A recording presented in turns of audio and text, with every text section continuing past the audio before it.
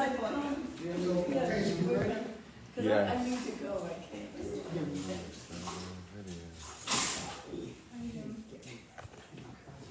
Good evening. I'm Agent Moody. I'm one of the owners of Moody Jones Gallery. My wife, Robin Jones, is here as well. We're here today to talk about Juneteenth, as well as the phenomenal artists that we have present here today. Zindzi is going to run this intervention. I'm going to call it intervention without knowing a better word to associate with it. But I think it's going to be insightful. I think you folks will enjoy what these folks have to say about their works and about the meaning of Juneteenth and how Juneteenth ties into their artistic talent. And I'm going to step out and let Zindzi take over. All right. Hello, everyone. My name is Zindzi. I'm a curator and creative consultant. I'm based in Philadelphia, formerly the assistant curator of the African American Museum in Philadelphia. I'm really excited to be here today. I always love hosting programming in Black exhibition spaces, so I'm excited to be here with Jazlyne, and I'm also excited to be here with Andromeda.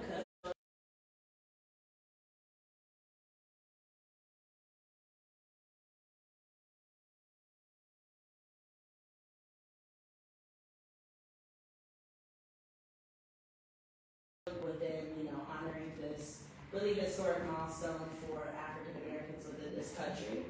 I think this show really speaks to a lot of the themes that we'll be discussing today regarding the importance of women within advocating for social justice, but also the creativity that allows us to do such incredible work. So I'm so excited to talk with both of you guys today. So I'm going to go ahead and just introduce both of you guys, and then we'll hop into talking a little bit about what Juneteenth is, the holiday, and what that means to us. So I'm going to start with Andromeda. Andromeda is a Philadelphia native, formerly an educator as an elementary school teacher, and a mother to a beautiful 5-year-old boy. Her work really seeks to heal, and she uses her medium to really work through nurturing her inner child, which is really exciting, so we'll be getting into that as well. She's very drawn to Jean-Michel Basquiat, which is a motif that you'll see very common in her work. She believes his story, image, and creativity has really touched her in numerous ways. And she likes how she focuses on these various dichotomies and has really married so many of these themes within his art. Today we're also going to be talking with Jazlyne, a good friend of mine, which I have gotten closer with over the past year, so I'm excited to be here with her. She's a New Jersey-based multimedia artist that focuses on figurative and abstract works. These mixed media collages really focus on various experiences within Jazlyne's life, including social justice, peace, and healing. And I think what's most interesting about her work is the exploration of the African diaspora, looking into beauty, specifically looking at skin, and what that means in the endangerment and also empowerment of Black bodies. So I'm really excited to chat more about that as well. So I think to kick it off, it's important to really acknowledge, what this holiday that we're honoring is. Many people are not as aware of the origins of Juneteenth, so I'll give you guys a little bit of background on that. So June 19th, 1865, Union troops arrived in Galveston, Texas, and this is when the news that, emancipation had been passed and that slavery was no longer, this threat in the United States of America. I know, as most African Americans know in this country, that slavery has just transferred over into other areas of our unique experience that we have in this country. However, this was the first step to our collective liberation, one could say. So today we're going to be talking about this milestone that we've had, the importance of it to us, and we're also going to talk about some figures in Philadelphia that have contributed to that. I just want to start off by asking both of you ladies, what does Juneteenth mean to you guys? I'll let Andromeda kick it off. Juneteenth means just celebrating our greatness, honoring our ancestors, sharing love, spreading love, talking about healing, uplifting each other, and just pouring as much love as we can into each other. Because like when you turn the TV on, and majority of what we see on the TV is, you know, us being nasty towards each other. It's not who we really are as a people. As a people, we know how to come together and really like love on each other and set trends and just express ourselves in loving ways. So every year I get super excited to celebrate Juneteenth because it just highlights how powerful we are.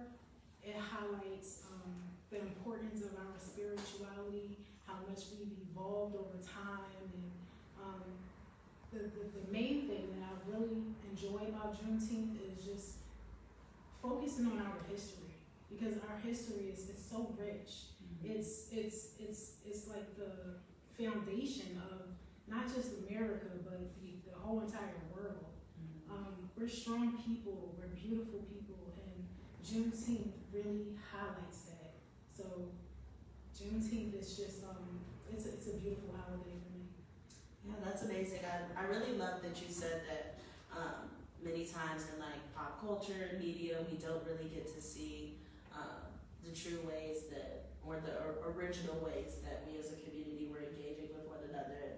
And I think love was more so the message at one point in building community. And we've been drawn away from that. And I think also, as African Americans, just our culture is oftentimes diluted due to, you know, being situated in this country, in America. And although we're very infused throughout the culture, we're often just celebrating, you know, holidays that were passed on to us as opposed to things that are just inherently coming from our collective experience. So I think that's a great point that you made. Jazlyne, what does Juneteenth mean to you? Sure. I think for me, Juneteenth is really a celebration of our camaraderie as a community, and just really a celebration of our resilience as a people. I like to, when I examine the African diaspora and things, I really appreciate the way that no matter where we were dispersed around the world, there was always this common idea that none of us are free unless all of us are free. And in thinking back in all of these different periods of liberation from, you know, South America, Central America, North America, you know, even in Europe, how so many groups of us were freed at different times, but we didn't allow that to deter the fight. We wanted to ensure that all of our people who were dispersed from Africa had the chance to experience freedom, and that became a trickle effect all throughout the diaspora. And so when I think about how, the slaves maybe along the East Coast and, in the South may have been freed, earlier with the Emancipation Proclamation, and then you come to find that there were, sects of African slaves who had still gone through 2 more years after that of being deceived into believing that they were still under this, oppressive system of slavery. And we didn't allow that to fight. We didn't leave anyone behind, and we really ensured that we were all free. And so I really look at it as this really deeply influential and spiritual celebration of our collective freedom, our collective love, and it just really excites me that we've come to this place where we are able to learn about all of this richness in our history that has kind of been concealed from us. And so I really love it. I think it's a beautiful holiday, a true expression of independence and freedom. And I come from a majority Black town, and we do a really big festival and things for Juneteenth. So I'm just really I'm really grateful that we arrived at this place in our history where we can celebrate all that we are, all of our struggles, all of our trials, and all of our accomplishments. So yeah, I think you're so right. We really get to look at the resilience within our community. And I think it's amazing for us in the contemporary to have these discovery opportunities, especially as we are allowed to, come together and unify and live in communities that really are, Black centered, and that's something that really was just a privilege at one point, and it still is today in many ways, but now we're feeling more entitled to taking up our own space. And I love that you talked about the dispersal of Black and brown folks, I think that's a perfect time to welcome another artist that we're actually going to be enjoying this conversation with, which is Cassie Kova, who's going to be joining us from Barcelona.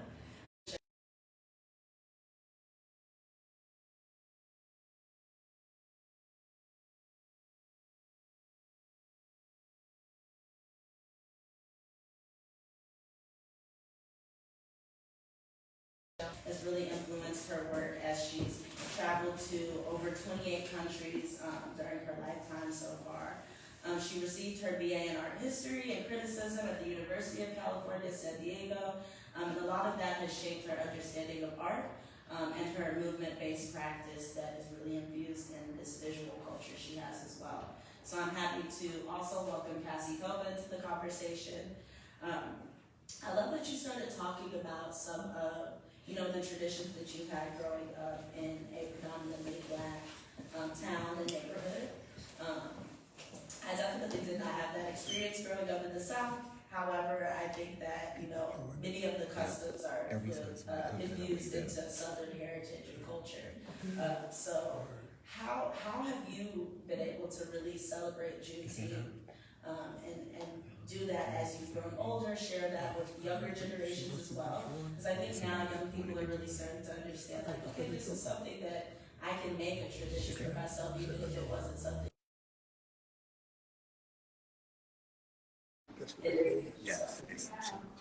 I would say it's really been in recent years, I think with all of the media broadcasting of it, that our community can learn about Juneteenth. It's been a very recent awakening for us. And so I think as soon as we learned of it, the community just really took charge. And so we have like a really big festival every year in our main park where people come out and they dance, they have drums and all of the things, performances.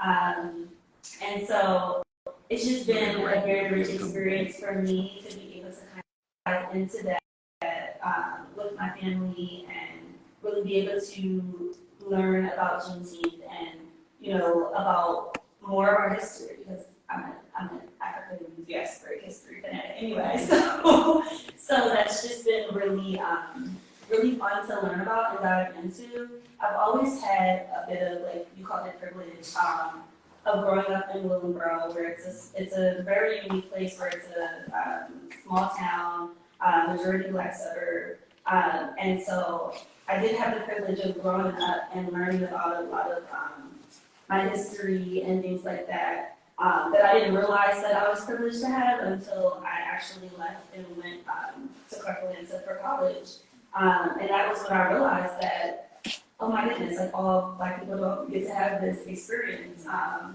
And so, yeah, I definitely feel blessed for my community and like all of the intentionality that they have when it comes to really centering Black history in the day-to-day and the community culture. Yeah, that's really exciting. I think even as someone of West Indian descent, and obviously, that goes into just the nuance of the diaspora, relating back to Africa as well. But it's always just really fun to get to start observing more of, like, just the original traditions that you would have been doing had you not, been snatched from where you should have been. And that's just to say it in the lightest way possible. But I think it helps you discover who you are in a way. And you can develop this sense of individuality. You have this guidance from, your ancestors and those that walked the land before you. And even being from the South, I feel that in a way, being very in touch with, the grounds that I'm walking on and those that, traverse these lands before us. So I think, with the opportunity to celebrate within your community, even if it's like, with festivals like Zindzi that just happened recently, you really get to just experience your culture in a very unique especially now that we haven't always been able to do? What are some of the customs that you have observed in Andromeda? Well, I grew up in South Philly, like a time market area with my grandmother. She lived right off of South Street.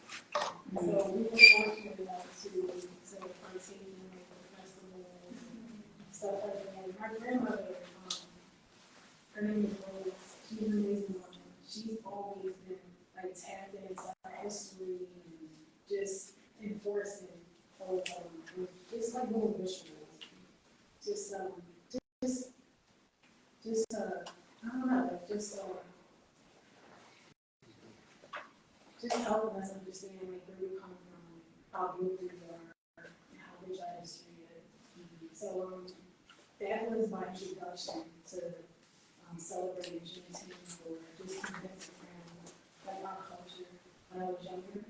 And then as I got older, I think I kind of like strayed away from all of that because I grew up in Catholic school. So I went to Catholic grade school, I went to Catholic high school, I went to Catholic college, and none of that stuff is totally out. And then, after I graduated, I was just oblivious to a lot of it, and everything that my grandmother kind of like instilled in us, I kind of like strayed away from it.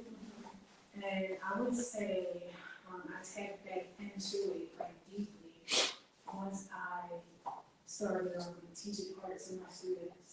And that was, let me say, like 6 years ago. And just studying our history and our culture, I felt like it was my duty to teach my students at the time about Black history and just everything about Juneteenth and festivals and stuff like that. But recently, when I gave up my teaching career 3 years ago, and I started pursuing my passion full time, and I started partaking in the events and just started to involve myself more in supporting just us and culture and our people. I would say it's been a beautiful journey because I've just been diving in. I have this connection with Carrie Selman. She's just an amazing woman. It's just so much. There's so much to even talk about. It's just so much. Like her history is just it's deep. It's beautiful. And there's so many different people to highlight and to just pay homage to and be thankful for. But it's something that was always embedded in me, something that I strayed away from, or something that I'm tapping back into now, and it's like it feels like it's new, but it's not. It's always been there. So Yes. Oh my gosh, you made several points during your statement. Like a lot of the things that I did, coming up, were just simple things like grilling out, and enjoying some of just like the simple pleasures. I think that's typically how we like to do it down south. So usually we would celebrate Juneteenth and holidays like that. I just enjoy the meal with family, having just a leisurely day to ourselves. And I think that's what so many of the initiatives that we're just taking on now with self-care and healing and focusing on our collective healing as Black people. It's very important, and I think that's another thing that Juneteenth really strives to do, is to allow ourselves to tap back into, our ancestors and really allow them to guide us in this journey that we're taking to better ourselves and better our communities.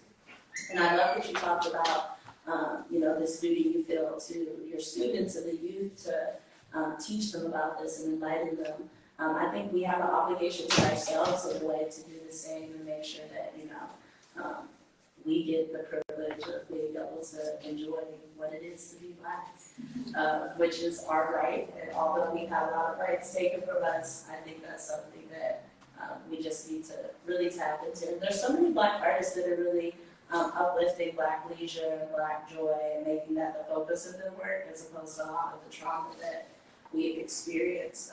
There's definitely an upside to our experiences. I think it's amazing that you also talked about your grandmother and how influential she was for, your experience growing up and being able to honor, these traditions. I think Black women have always been the ones to really carry on these traditions and to enlighten us and make sure that we feel empowered to do so and to take part in these rituals and things that really make us feel full.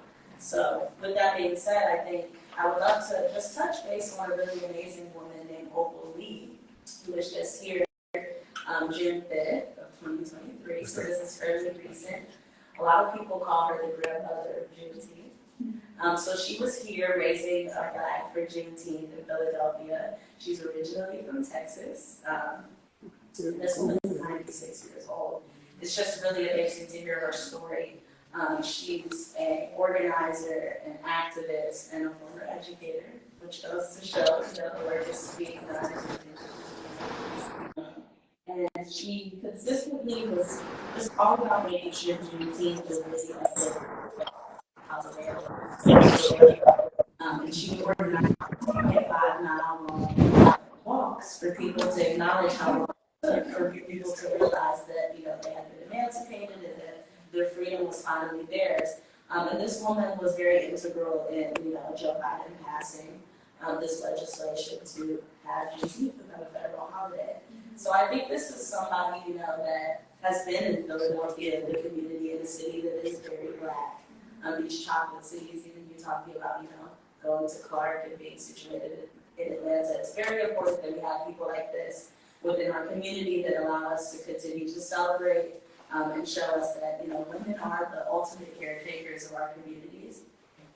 Which brings me to wanting to just discuss, as female artists, what do you feel about, the act of community care? How is that embodied in your work? And is that ever, a weight that you feel you have to carry, or is it something that makes you feel very, excited about the future, liberated in a way? Either one of you guys can go first. I think I'm thinking about the question of is the weight or is it something that I embody? I think there are definitely expectations on us as women artists, especially as Black women artists, to make sure that we are giving a certain measure of care and inclusion of these hot topics in our work. For me personally, I feel like I embody that only because it's been so instilled in me. I think since I was maybe 5, I did my Black history flag, began to your conquerors and things. So it's always just, I think the community and social justice work and liberation work has always been so deeply ingrained in me. Even in my adolescence, we would have a heritage flag. And I was always very involved in performing art. And I had these amazing educators, amazing Black educators who, would fight for their own curriculums in school and make sure that they're teaching us a more, true version of, global history and making sure that they're really getting into our, history as Black children. And then going from that experience to at HBCU, like Harvard University, and, getting even more of that. So it kind of was always deeply a part of me. And so it's only natural, I think, for it to spill into the work that I do. My work is very deeply community-based. From the figures that I use are just people, in the community of Philadelphia, in the community of Willingboro, and my own family. And it's really just all about how we can use art to heal our community and to really discover who we are. And I think even through that work, I've discovered so much about myself as a Black woman, and I feel it would be highway robbery to not share that with, the rest of the community in the world.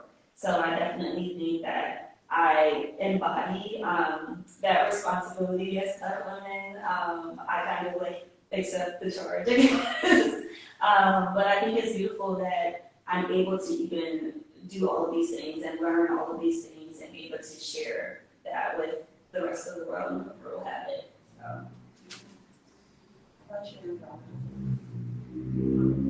So I remember going on your page recently for the first time, and I was so wowed by your art. I was just so wowed. My best friend, she has no voice. So just that connection right there, I like, for me as an artist, like I'm so big on healing, teaching people how to heal themselves, and it started out with me just wanting to heal myself. That's where when I started like painting, I was doing it because it was my job. I was an art teacher, and then by me teaching art to the students, I started to see that it wasn't just teaching the kids how to draw, like just my presence and bringing the kids into the classroom and just having them express themselves like it was actually healing the children. And then in turn, it was healing the environment. I mean, I was placed in a rough school, a rough public school. These children, they were hurt. And just by me being there, I changed the energy in the whole building. Everybody came to my classroom. All students loved just skipping lunch and going to the sports class just to do whatever. And my main message to my students was there's no such thing as a mistake when it comes to art. Just come in my room, and if you want to sit and doodle, I'm going to tell you that that's beautiful because it's you expressing yourself. It is healing, and that's what happened for me. Your art is amazing.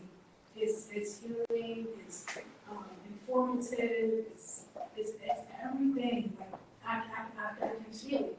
I can feel it. And just listening to you talk about your history, like your upbringing, and just you. I didn't have that. Like I said, I was raised by.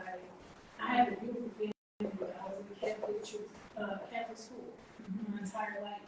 So I went to Catholic school too, so go ahead. so you know how it is. Like, there's just the history is not there. The genuineness is not there. And for me, I didn't realize it. I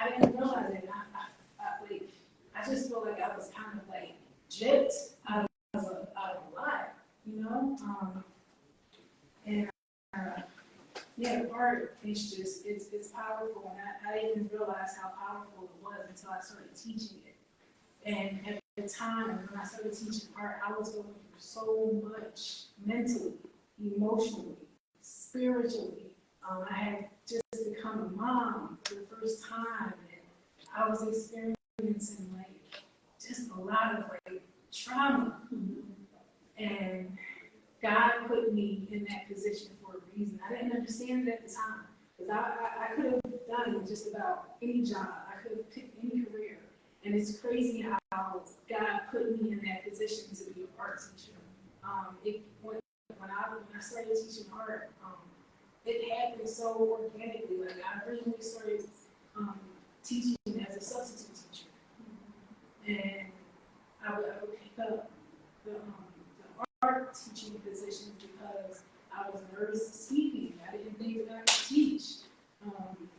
I just was like just nervous to be myself. I wanted to teach. I just wanted something that could supplement me at the time. Just thinking of like the time that like I wanted to be with my son. I wanted to have control of my hours at the time. So I was like, okay, I'm going to do substitute teaching because I can teach whenever I want to teach. But I didn't even realize what God was doing at the time. I needed a lot of healing. I needed a lot of love. I just needed a lot at the time. Art saved my life. It saved my life. And it's it's just such a beautiful experience to be here now talking about the power of art, because like I said, like I've always loved art. Like I took art classes in high school. At the time, I loved to study establishment drawing. My mom, she had like a paintings all over her house, so I was always into art, but it just wasn't the right way. I didn't have that genuine connection to it. I really didn't understand the power in art. So now when I'm creating these paintings, they come from a different space. They're coming from me knowing how important words are, how powerful words are. And it's just so much that when I think of words, it makes me think of like the music that we listen to. It makes me think of the television shows that's put out there into the world.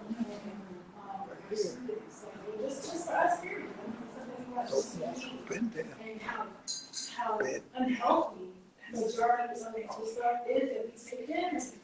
So a lot of my paintings, I'll say something like Georgia Beach, because you have to like really pay attention and be mindful of what you're watching, because you're, taking in those words and just all that stuff. Like, it does stuff. It controls us. It controls how we think. It controls how we operate from day to day. And for a long time, I didn't realize that. I was the one that I learned, hardcore rap music, and, just things that wasn't really healthy for me. So it's like now that I'm older and I'm more aware, I feel like it is my duty to put that message out into the world to let everybody know, not just my students anymore. It's like I'm trying to like have like loudest voice in the world to let everybody know, we really need to take a step back and pay attention to what we're putting into our bodies. And when I say like what we're putting into our bodies, it's not just like foods, that's a whole other subject, but it's the things that we look at. And like one time I went to Paris and I went to the Louvre. And they have amazing art. But to me, it lacks substance. Like it didn't really do anything for me. Yeah, so emotion, like passion, all that stuff. So it just wowed me. I'm like, how are we celebrating all of these artists? And for me as a teacher, I'm teaching my students about, these different artists from what I'm supposed to teach them in the textbook, but it's not really digging into the surface of what we really need as people, as a culture. So when I'm painting, like that self-love painting, I have the self-love painting, those words, I want people to look at the words and I want them to repeat what's on the canvas. I am loving. I am powerful. I speak blessings over my future. Just powerful words of substance. So it is my duty. It's my duty, and I understand the importance of my position, and I take it so serious because our people, like, we need it. And I feel like we've been like walking around blindfolded for so long. And they tell us that we've been freed and all of that stuff it's like, yeah, we don't have the shackles around our arms anymore, and we don't have people telling us we can't walk into certain places anymore, but our minds are still locked in cages. And us as artists, everything that we're putting out, we're helping people free themselves mentally, emotionally, spiritually. So our art, like it changes lives. And like I said, going back to you, when I went to your page, I was like, go ahead, girl. It's the same for you too. It's the same for me when I see your pieces and I feel all that emotion and I feel all that healing energy. That's what it's all about. This is like amazing. It's amazing one just to sit here in this group with two amazing strong Black women who are very talented and are so dedicated to helping and healing the community through your work. Because, you know, as Black women, we go through so much, and we oftentimes feel this obligation to do this work, but it's heavy work, and it definitely takes a toll on you. I think it's very important, like you said, to acknowledge that the work is a vessel, in a sense, for you to pour, you know, all of your life's experiences and that healing process that you're going through into it, but also to pour out as well into other people. So not only is it an outlet, but, you know, it's a mechanism for change as well. So I think that's just one of the amazing things that we're able to do as Black women, is to take things and turn them into, you know, 12 times as much as what we had. You know, we're multipliers and we're resourceful. So I'm so glad that you guys have been able to build like this camaraderie with Black women through your amazing work that you're doing. I think also one of the things we touched on just about like representation and how important that is. Could both of you guys speak just a little bit to, you know, the representation that maybe you've had that has led you into this space, or even just why you think it's important to see, you know, yourself reflected in the high places that, you know, you would like to go, or, you know, just maybe the unconventional spaces that maybe we haven't always been seen in before. So. Well, I say there was no representation for me growing up at all. I was always into art as well. Even in my high school art class, even living in a majority Black town, we were still getting that same curriculum of just, you know, Vincent Van Gogh, you know, Matisse, Monet, you know, Michelangelo. And that was really it for me. But interestingly enough, I never really created art in those styles. And I wouldn't say I ever really aspired to. But I remember being in my high school art class, and I would get some opportunities, like when the different shows would come up and things, from my art teacher. But even, and she was a woman, she was a white woman, but even there, she focused a lot of her energy on the male artists, and we had this specific group of male artists who were exchange students from Germany, and I just remember getting a lot of the opportunities. But I persevered, and I did end up going to college for art, and at Clark Atlanta, it was really kind of like a starting point for me where I still didn't know all that was out there in terms of Black female artists or Black artists in general. It wasn't until maybe my junior year where I took an African American history class, and I sat in on an artist called with Charlie Palmer, and I was so inspired, and I'm like seeing this, like, you know, Black artists like do work with Coca-Cola, like all these amazing things, and it really awakened something in me where I realized, I think in that moment, that this was even the slightest possibility of, you know, for a successful career.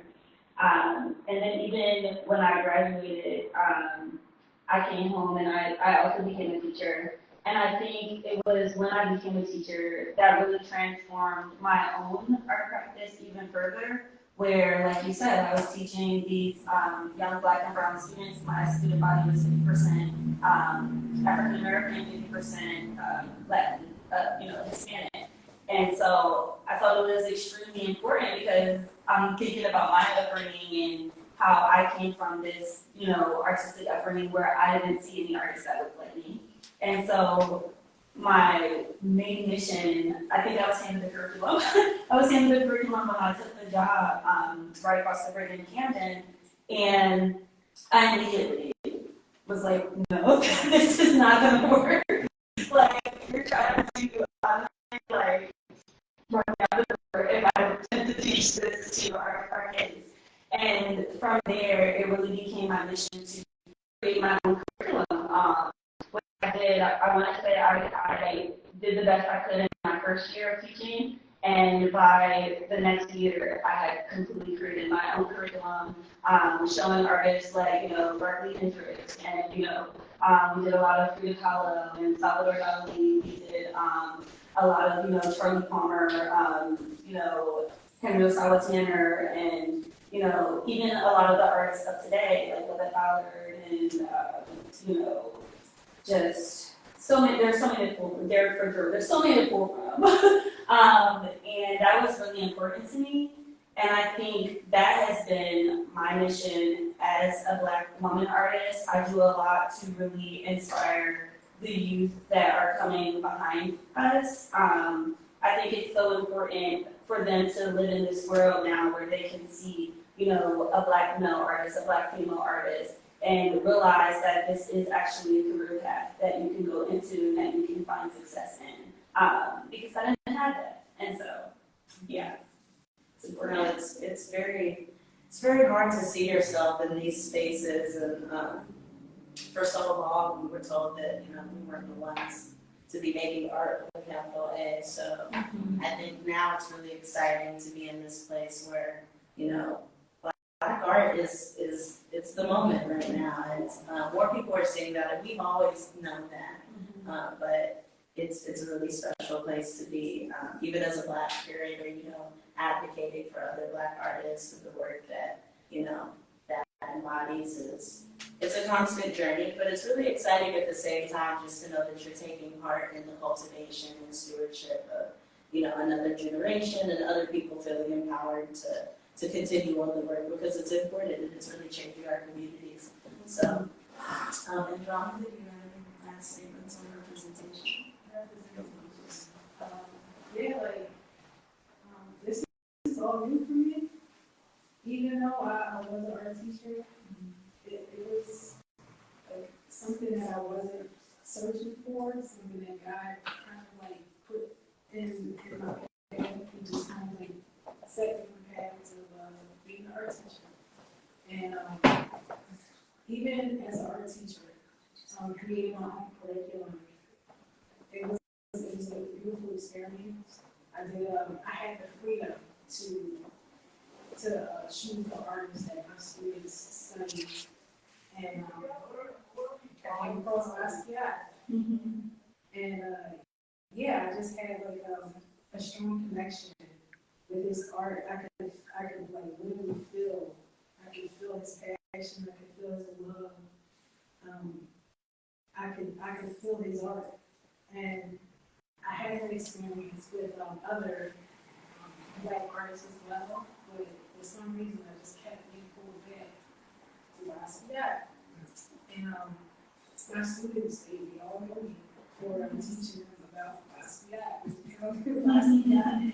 I don't know what it is about him, but I just feel like he's his story.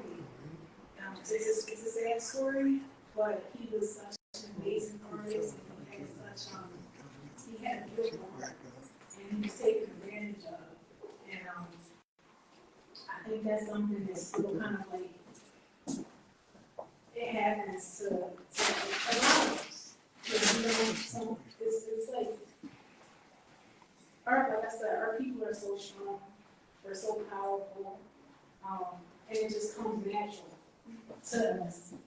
And a lot of other people can see our light, and we don't even realize that we have that big, bright, beautiful light.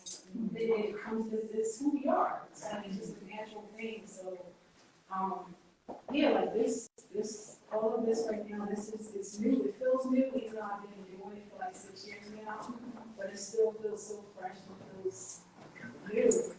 And I understand the importance of me being in this space. I understand the importance of me using my voice more and just showing people how powerful it is to like go within and to just pull whatever it is that's deeply within you and just put it on the canvas. Don't worry about what other people are going to say, and just put it out there. And just by doing that, it's like you get to heal yourself, but you also get to heal your people. You get to heal everybody. Everyone that's looking at your art is going to take something from it. And being as though it's coming from your heart, like they're going to feel it. So, us just doing what we're doing, just us not being afraid to express press ourselves and to keep going. It's extremely important. It's valuable, and it's everything to me now. It's everything. So yeah, I definitely understand the importance of it. No, that's amazing. We do need to keep going. And sometimes that's just the message for today is just keep going, keep shining your light. So we're coming to the end of our program. I want to open up the floor to any questions. I know we have some folks in the gallery today, so if anybody would like to pose some questions for our artists, they're definitely open to chat. And if anybody who's watching us live has any questions, I'm sure that, they could drop those in the chat as well. So you guys want to, ask a little bit more about Jazlyne and Andromeda's practice. They both have really amazing work that is for sale in the gallery right now and on display in the Phenomenal Woman show. So we'll open up the floor to anybody. So I have a question. I'm going to stay off camera, but I'm Robin Jones, one of the co-owners of Moody Jones. Question and comment. I'm someone who loves the arts, but visual artists, such as yourselves, are what really move me. To hear you ladies speak about your passion and how you feel about your art and how you're hoping that other people feel about your art is just, it's in my heart. And the other thing that's so beautiful is that you're young women. So you have these futures ahead of you to continue to teach, to continue to love and impassion others. That being said, for each of you, what do you see moving forward? That's Just all, a taste of it. that's all three of you, not Yeah, just the that's artists. Oh my gosh. That's a big one, right? It is a big question. I think, so many of us have been told to follow this plan, this very strict plan, especially early on in life, to get from point A to point B, this is what you need to do, and this is how it needs to go and look and feel. And, a lot of these people are telling us this because they love us and they want us to, be successful. And oftentimes, it works. It'll get you to where you need to go. But I think at a certain point, you have to really go inside and have this internal, reflection of what success looks like for you and just what evolution looks like as well. I think personally, as somebody who spent a lot of time in academia, has worked in the institution, and just at a really young age, being able to walk in rooms that a lot of Black women, prior to me had not been able to do. It's exciting, it's terrifying at the same time, oftentimes, but I think it's invigorating and it really, it's what drives me forward. It's just the true passion I have for what I do and the work that I'm doing, and how art just charges me up and I get to see it, how it excites me to advocate for other artists.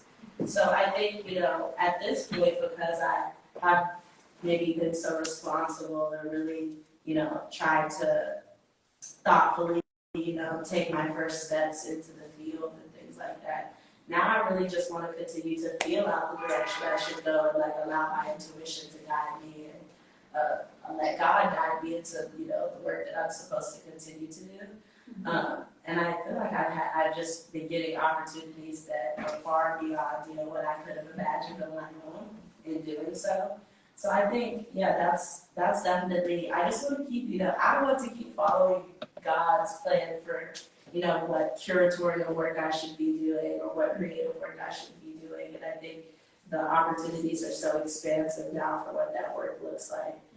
It's not just, being in a traditional exhibition space or, or working with traditional visual artists as well. It's it could be larger than life, or it could be, very niche work that is your passion. So that's really the direction that I feel like I'm going in.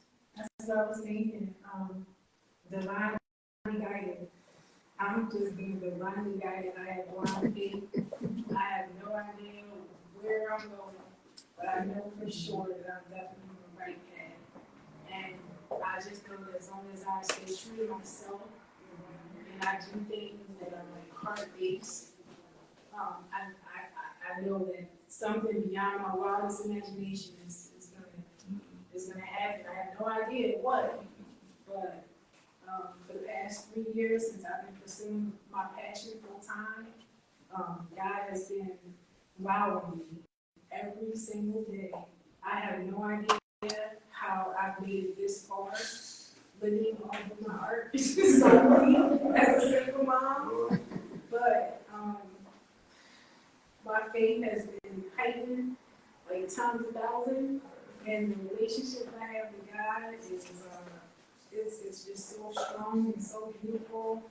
I just feel like I'm being around God. I feel like I'm really walking with God every step of the way, and I'm just following my heart and just honoring my intuition, and just being faithful and righteous and true.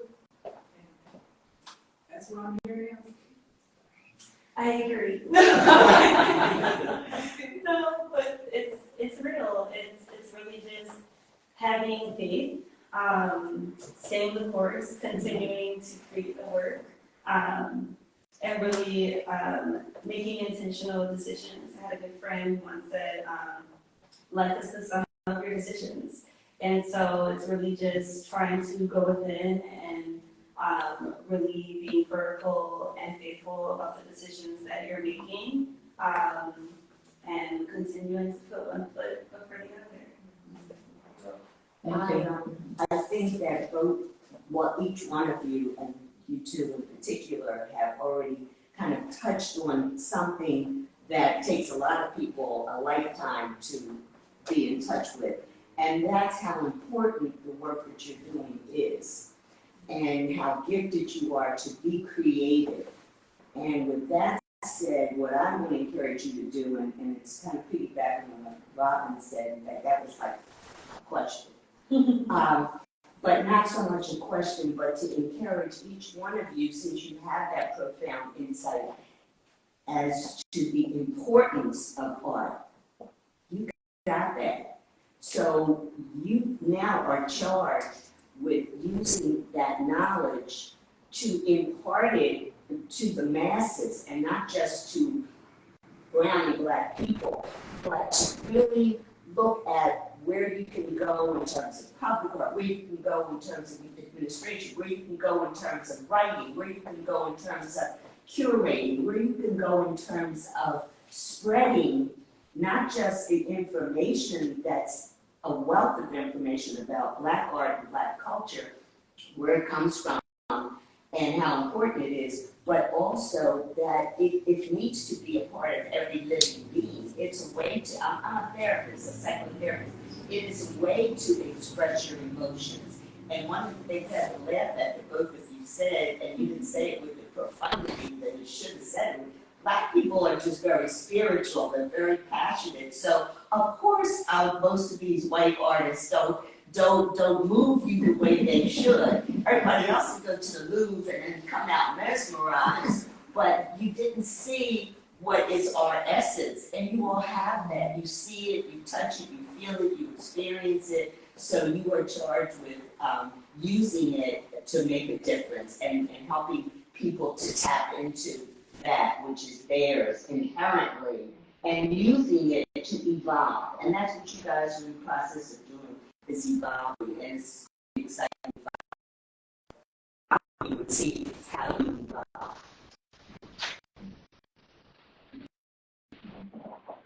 Well, I'm going to come back into the shot. I want to say this.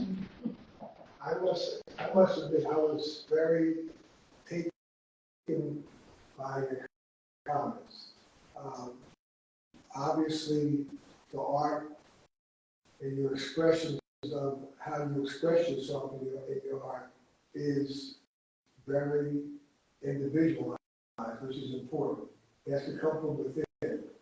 And you guys did a great job telling the audience how it all ties into what I believe the essence of what Juneteenth is all about. You're phenomenal women, all 3 of you. You got great upside. You know, we are much older vintage than you guys are, and the things that you said, the things that you have said resonate, and it's important, and we're so glad to have you here at Louis Jones Gallery. But I want you all to do before we go off camera is to give the audience your social media, you know what I mean. And I'm step away, and I will all say,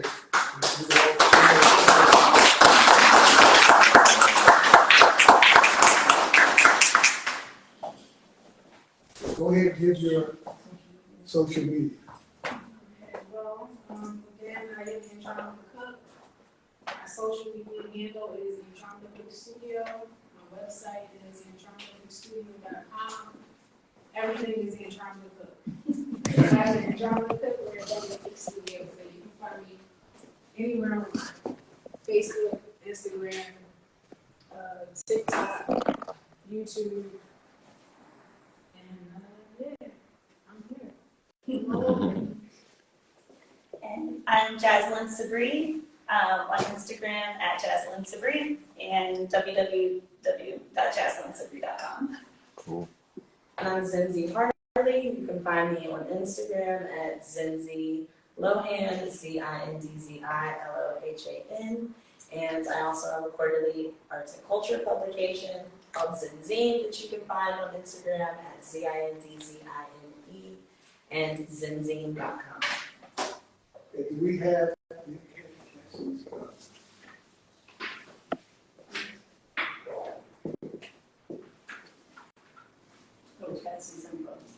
I want to say it's at Cassie. Yeah, it's at Cassie Coda, Cassie.coda, I think. Yeah, so. Well, got 3 minutes, so say something. Thank you for having us. Thank you for chatting with me today. It's really exciting to come to this gallery. It's a beautiful space.